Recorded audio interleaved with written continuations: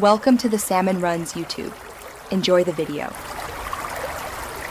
In this video, I will show how to make your own hard candy. Start by heating sugar, water, and corn syrup to 300 degrees F.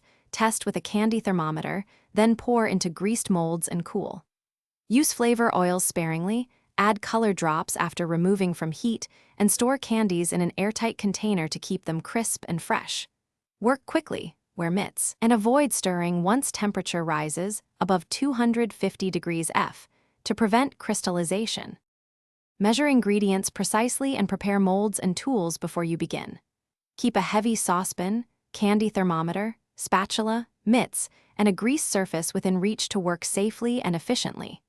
Monitor temperature carefully to avoid boiling over, add citric acid for tartness, and cool candies on a silicone mat. Label flavors and store separated by wax paper to prevent sticking. If sugar crystallizes, restart with a clean pan or add a small amount of corn syrup to inhibit crystals. Quick recommendation: grab Little Tree's black ice to keep your car smelling great after candy sessions.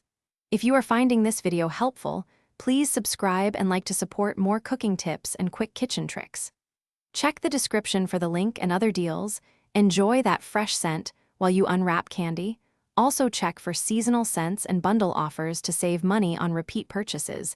And now let's get back to the video. Choose flavors and colors that pair well and are food-grade safe. Use concentrated flavor oils for bold taste, flavoring at slightly lower temperature to preserve aroma, and add natural color sparingly for consistent hue.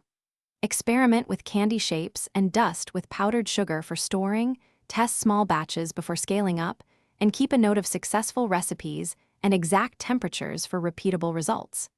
Label batch dates for freshness checks. Thanks for watching. Consider subscribing if we helped you.